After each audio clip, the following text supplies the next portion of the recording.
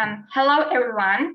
My name is Dr. Chevnysheva, and it's my pleasure to present you today a brief overview about paraneoplastic syndromes of peripheral nervous system.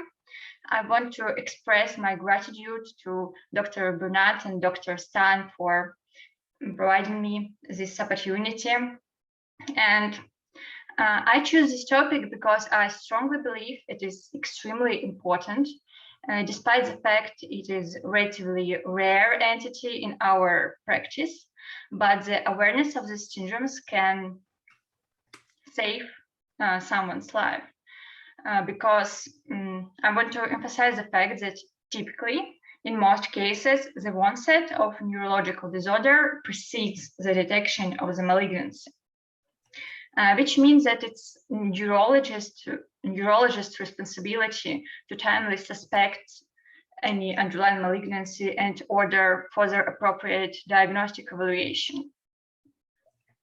So,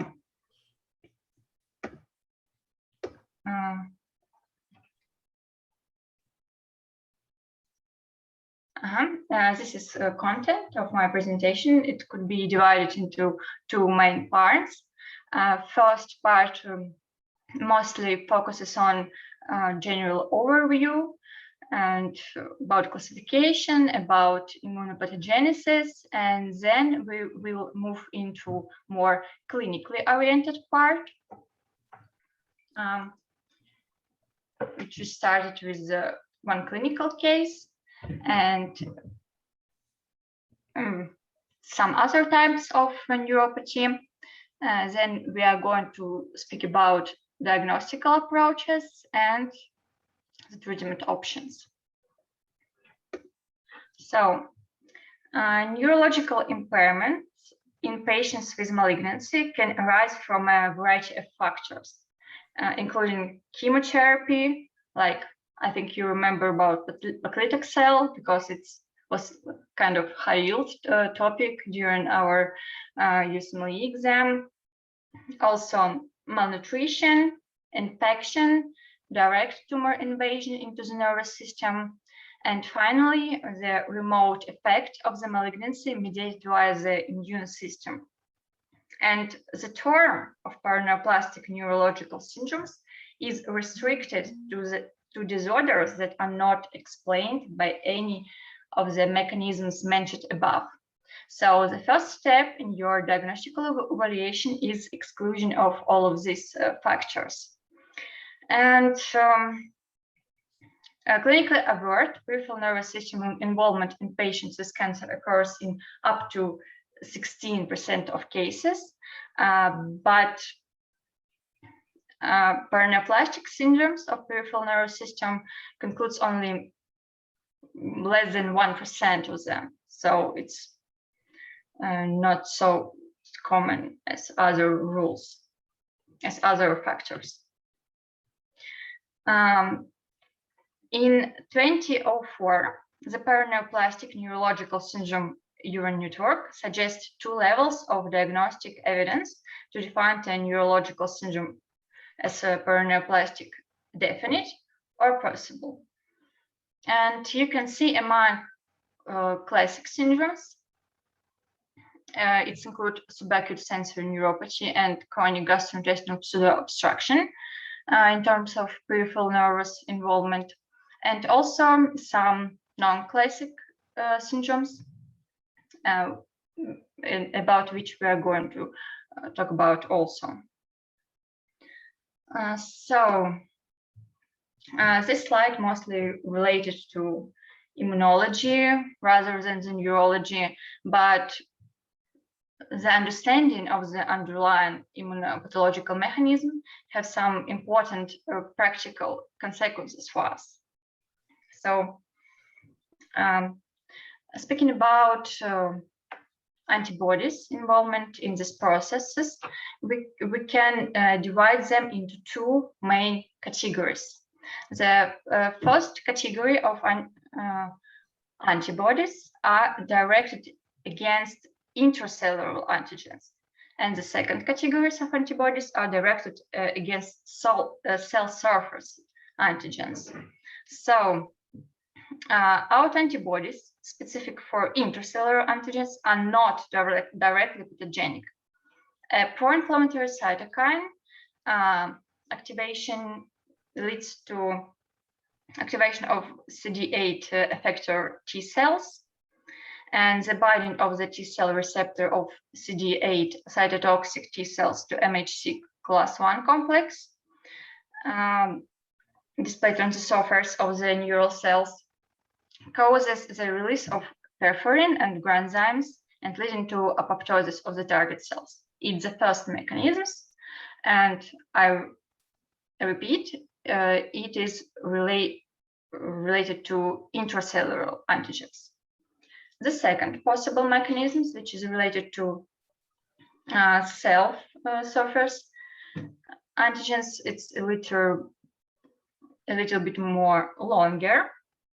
This autoimmune response is thought to initiate in peripheral lymphoid tissue, so cancer-derived antigens entering lymph node and proceeds and presented initially by the antigen-presenting cells to the CD4 helper T cells that play a key role in activating the B cells. And the B cells in their turn differentiate in antibody-producing plasma cells, and IgG autoantibodies specific for extracellular domain epitopes of plasma membrane antigens have the potential to cause synaptic autoimmune disorders directly through antigen internalization, complement activation, antibody-dependent cell cytotoxicity, and receptor blocking. So, what is the practical consequences for that? First, it have a prognostic value because antibody-mediated disorders are likely to be better responders to immune treatments than the cell-mediated ones. Second is that presence of antibodies to intracellular antigens is almost universally associated with an underlying tumors, while the presence of antibodies to cell surface antigens may be indicative of cancer, but maybe not. And also, unconjugal antibodies are typically predictive of type of cancer. So I want to emphasize that some particular unconjugal antibody, type of antibody, is not specific for some particular paraneoplastic syndrome, but it is specific for some particular type of cancer. So it can guide us during our diagnostic evaluation. And among all of these antibodies, the paraneoplastic neurological syndrome urine network defined 6 antibodies as being well characterized. And among these 6 antibodies, in context of peripheral nervous system involvement, anti-WHO antibodies, also known as anti-neuronal nuclear antibody type 1, which was the first recognized antibody marker of small cell lung cancer, is particularly interesting for us. And the second is anti-CV2 or CRMP5, which stands for collapsing response mediator proteins, because it is a family of neuronal pseudoplasmic proteins present in adult central and peripheral neurons and in small cell lung carcinoma as well. So I think we now can move into our clinical case. This picture, just to give you an overview of how much antibodies are described by so far. This table contains intracellular antibodies, and this table contains cell surface antibody. And you can see that one particular antibody is associated with one particular type of cancer. So our patient is 60-year-old man with no significant medical history and presented with progressively worsening procedure of the hands and feet over approximately 4 months. He also complained of constipation, bloating, abdominal distension, nausea, vomiting, and decreased appetite, which led to approximately 5 pounds loss over the last 6 weeks. So during his neurological examination, decreased pinprick sensation in all extremities was revealed, and during his physical examination, diffuse abdominal distension and decreased bowel sounds were notable. Laboratory tests reveal normocytic anemia, slight elevation of ALT of liver enzymes, and significant elevation of erythrocyte sedimentation rate, as well as C-reactive protein. This is kind of a spoiler that antibodies was detected. Of course, it wasn't included in his initial diagnostic evaluation, but subsequently, Western blot was ordered, which revealed a titer of 1 to 640. So colonoscopy and esophagogastroduodenoscopy were unremarkable.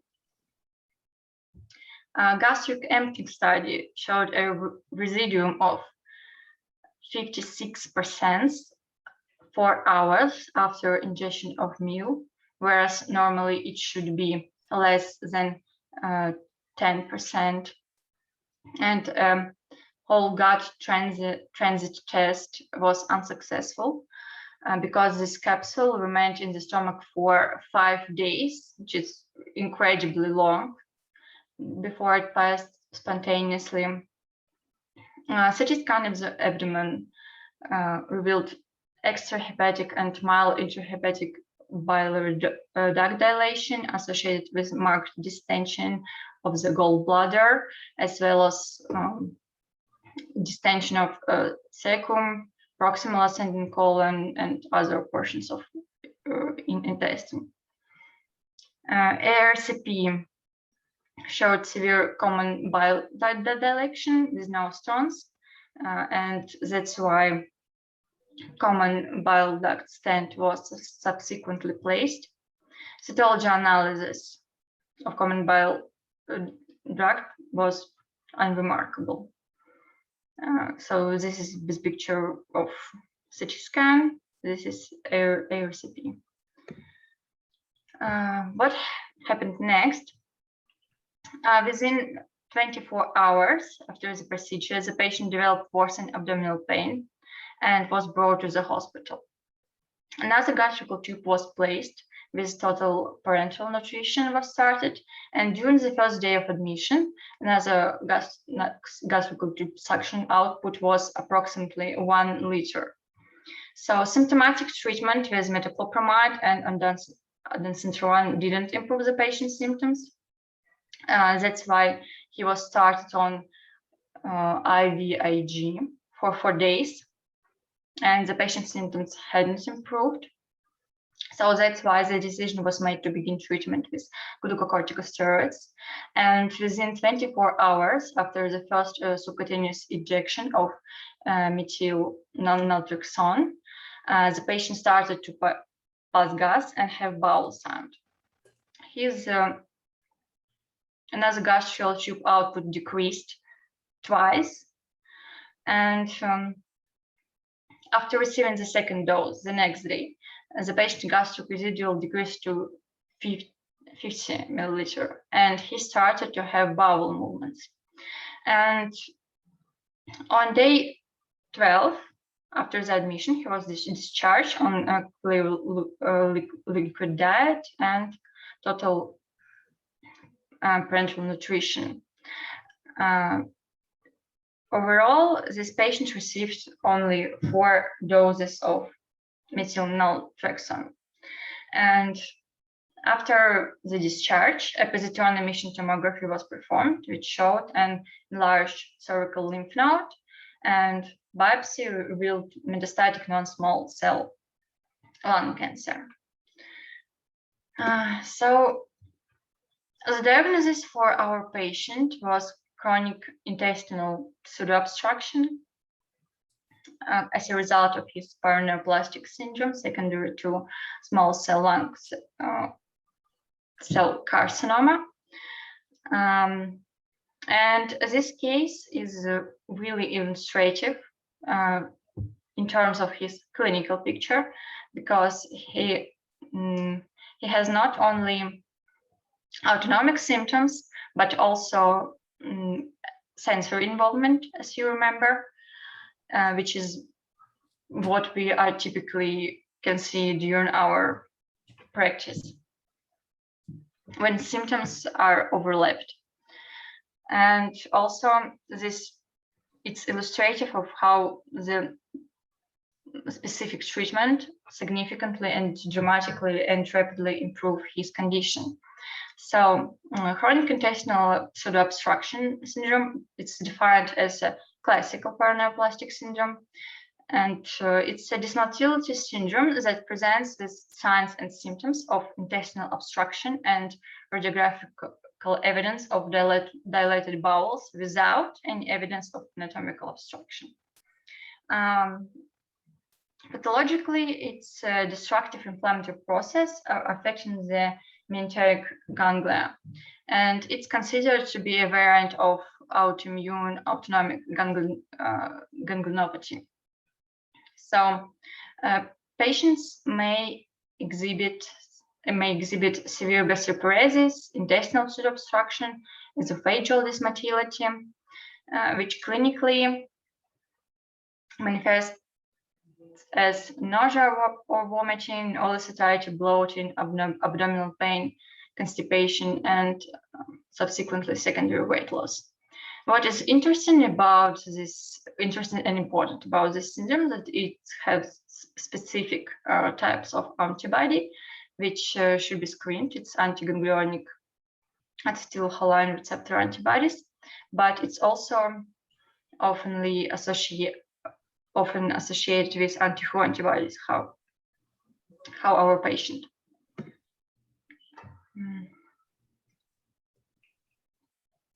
So one other important paraneoplastic syndrome, which is also defined as a classical syndrome, is subacute sensory neuropathy. The underlying pathology is the loss of sensory neurons within the dorsal root ganglia, and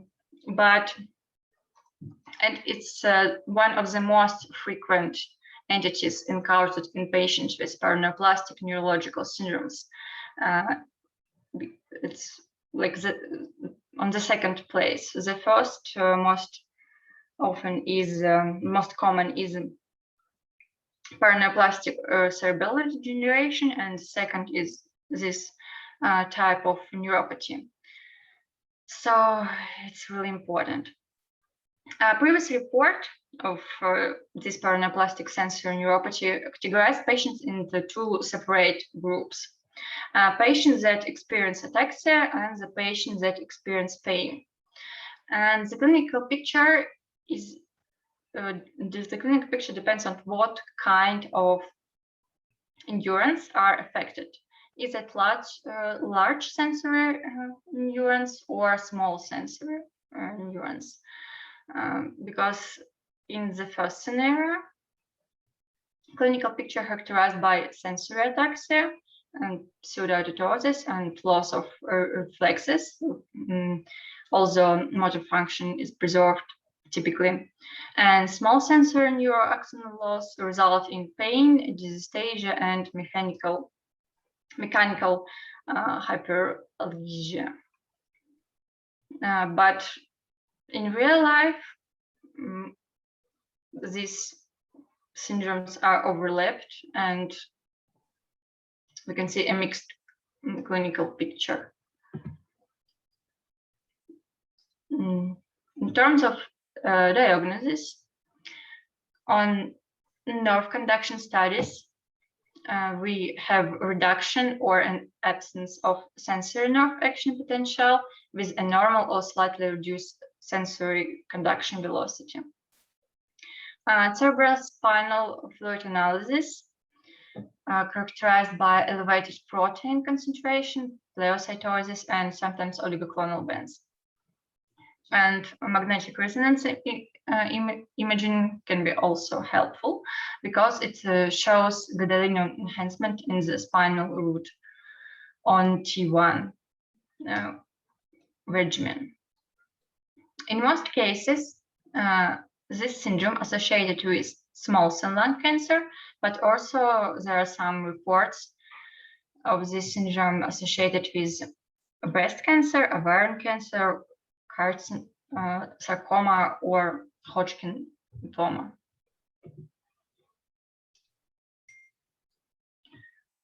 Other types are not so common, and they are kind of questionable. But in one report, 9 of 435 patients with Guillain-Barré syndrome had been diagnosed with cancer in the 6 months preceding or following onset of neurological disorder, which is a higher rate of cancer than expected. So it's also considered as a possible variant of paraneoplastic syndrome. CIDP is a demyelinating disorder defined as chronically progressive, stepwise, or recurrent neuropathy. I think you remember that.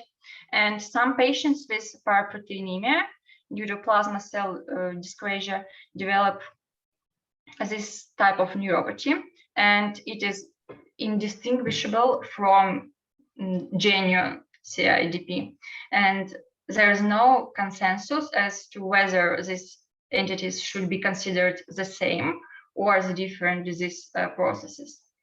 Sensory motor neuropathy is the same as subacute sensory neuropathies, but with the involvement of motor neuron with an anterior horn in spinal cord. So it's also characterized by some motor involvement. So some cases of brachial plexus involvement are believed to be immune-mediated. This is not a small number of cases, particularly with Hodgkin's lymphoma.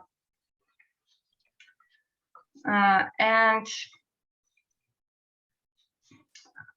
vasculitic neuropathy, it's also a really interesting case because it has some paradox, because we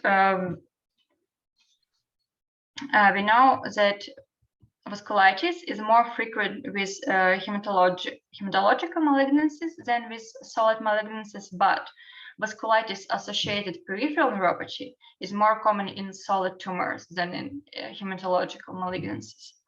And also, it's kind of distinguishable from other form because of its clinical pattern. It has mononucleus multiplex pattern rather than polyneuropathy. And about autonomic ganglionopathy, before being established as a defined disease entity, autoimmune autonomic ganglionopathy was variably referred to as acute pandysautonomia or autoimmune autonomic neuropathy, but now it's included in non-classical paraneoplastic syndromes.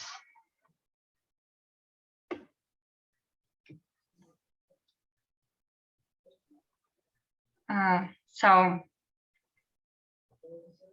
now we move into different diagnostic approaches. there's no need to memorize all of these criteria. I just put it on the slide to give you an overview and like what steps should be included during our diagnostic evaluation. The first step is defining of clinical picture, whether it's classical or non-classical syndrome. The second step is detection of onconeural antibodies. And finally, the third step is the screening for malignancy. I really like this table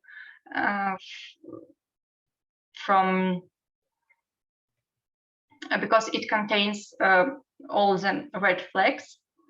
So, and when we should search for a tumor in a patient with neuropathy. Firstly, with a sensory neuropathy, which is subacute, painful, and associated with abnormal cerebrospinal fluid findings. With neuromyotonia, neuromyotonia is a rare condition of spontaneous and continuous muscle fibers activity of peripheral nerve origin. And it's reviewed via electroneurommyography. Obviously, we should search for cancer if we found onconeural antibody. If there is some suspicion for monoclonal gammopathy, and with the central and autonomic nervous system are simultaneously involved. When the cerebrospinal fluid is inflammatory, and when the neuropathy has an unusual evolution. If no tumor is detected at the time of paraneoplastic neurosystem diagnosis, cancer surveillance should be done every 6 months for 4 years.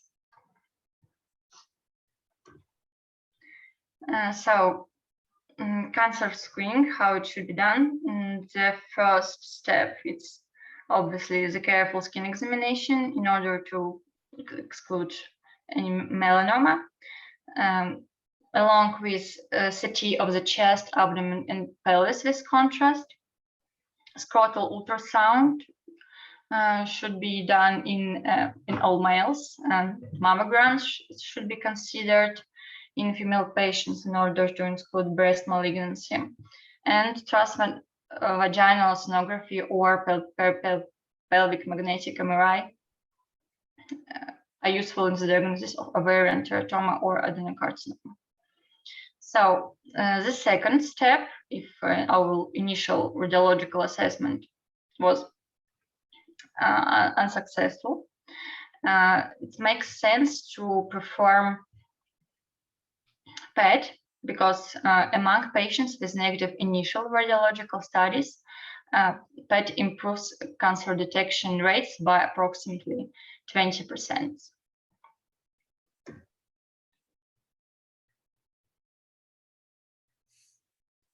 And in terms of treatment, there are no any strict rules or any strict algorithms. The one golden rule is the treatment of malignancy is the mainstay of management of our paraneoplastic syndromes. The symptomatic treatment could be useful when dealing with pain, and tricyclic antidepressant and antiepileptic drugs like gabapentin or pregabalin showed their efficacy. And in terms of neuromyotonia, carbamazepine and phenytoin and some other anti-epileptic drugs were also helpful.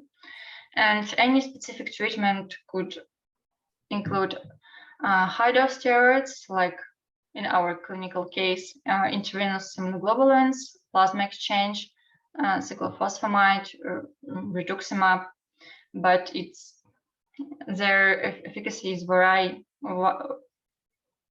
widely from case to case. So I think that's it. Thank you for your attention. If you have any question, I'm ready to ask.